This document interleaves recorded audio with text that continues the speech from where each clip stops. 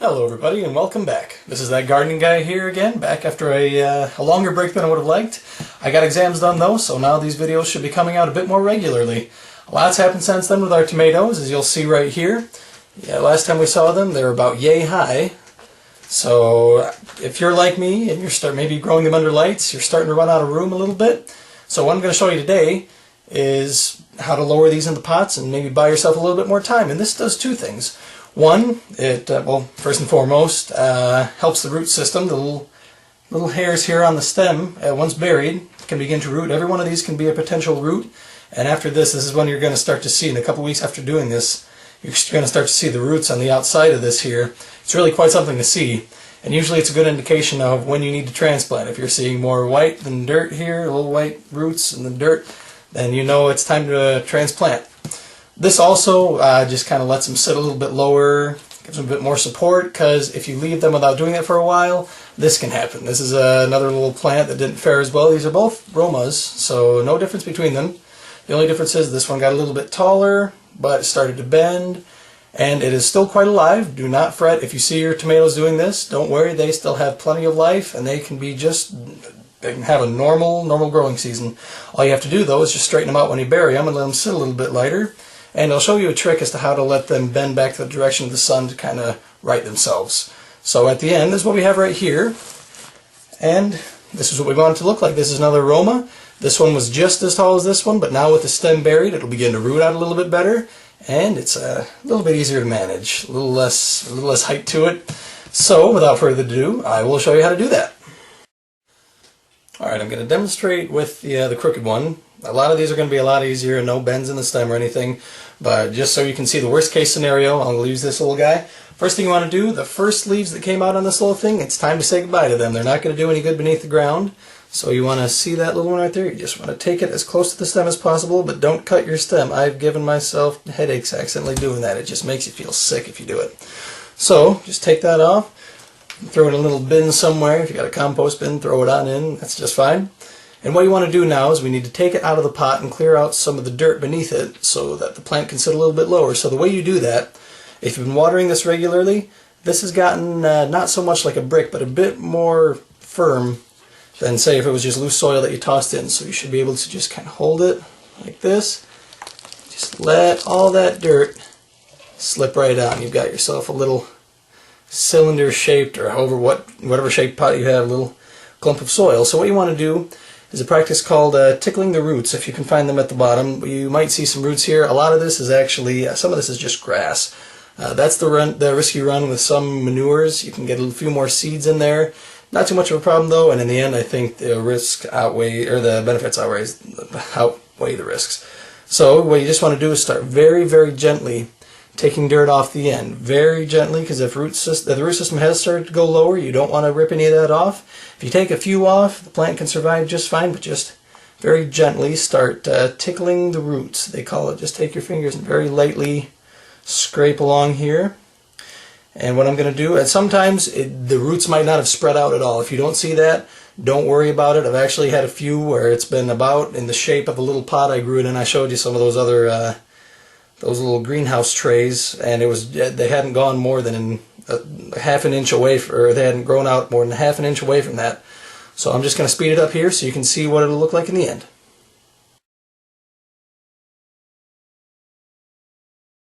Alright, now we've got about what we're looking for here. You can see there's some roots starting to come out there. Those are the ones we want to keep. And what you want to do is you want to take your pot again. And by the way, make sure that when you're doing this, you empty the dirt out into some more potting soil if you can, and just kind of freshen it up a little bit.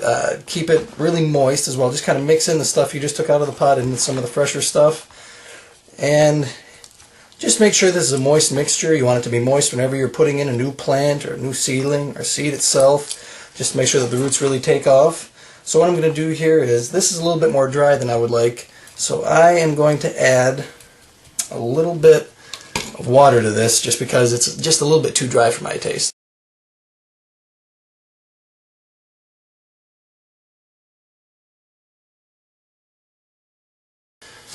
There we go, that'll work just fine. Now what you want to do is you want to take and put about an inch of this in the bottom of the, or you just want to reuse your pot. You want to take about an inch of this, or Have an inch of this in the bottom, just about, a little more, a little less, just so it gives a little bit of a cushioning.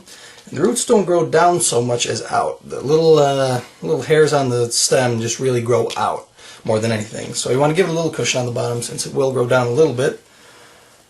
And just want to very carefully set in your plant. This one here is still going to bend a little bit, but that's okay. And just lightly around the side. You can use your hand if you want to. You can use a spoon if you want to, but I find it's a little more up close and personal with the hands. And just work your way around and start putting in some soil.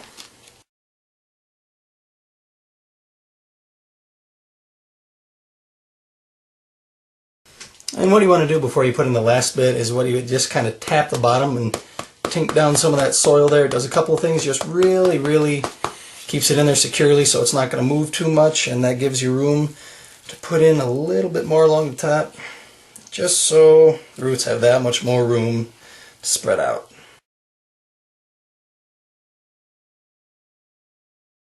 Alright, and there you have it. There's your finished product. You notice this is still bending a little bit, so I think what I'll probably do is I'll just put in a little chopstick or something like that. Just make sure it goes between one of the little branching spots, stick it in there, and after a while, especially if you turn it so, like say the sunlight's coming from over this way, what you want to do is you want to tilt it the opposite way so eventually it'll bend back in the direction of the sun and kind of straighten itself up. You can do that, or with one of those sticks in there, it generally rights itself just fine. But don't worry if you're doing this, this is not the finished product. We will be burying this again. So if you need to, you'll be able to have that opportunity to straighten it out again. But in the meantime, here's just a few examples of how it should look at the end. And here's what it looked like at the beginning. This was a little bit taller. And basically what you've done here is you've just started your plant on a road to getting a better root system, as well as probably bought yourself about 2, maybe 3 weeks worth of indoor growing. I know for me, I'm basically just biding my time. We're having a very strange year here in Michigan, as well as a lot of other places. A lot of late frosts, and that is deadly to these, obviously. So I'm very much trying to avoid it. They're just fine in here, and that's where I like it. So what I'll do now is I'll just give you a little bit of an update on the rest of the greenhouse, and you can see what's going on. Alright everyone, so here's the greenhouse. It's nighttime now, and here's our 3 that we just got done. The others are over on the table, where I'll be burying the rest of them as soon as I'm done here. And as you can see, these actually, surprisingly, have already, just last week, been buried a little bit, and they're already getting up there to the top of that light. So I am very quickly running out of time with these. If need be, I'll just take them outside, and you can make, I guess I could show that, you can just make little houses for them out of some PVC piping and a little bit of polyethylene sheeting. It's not too expensive, and it's actually pretty nice if you want to get a jump start, but once again, kind of a very unpredictable spring, so I don't want to chance it too much.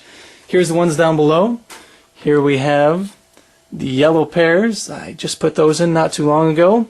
And what we have here, these are the Brandywine, and they are actually already touching the lights again. I am pretty much out of time with those. I'll have to just take them out of here and let them grow just right through a standard window.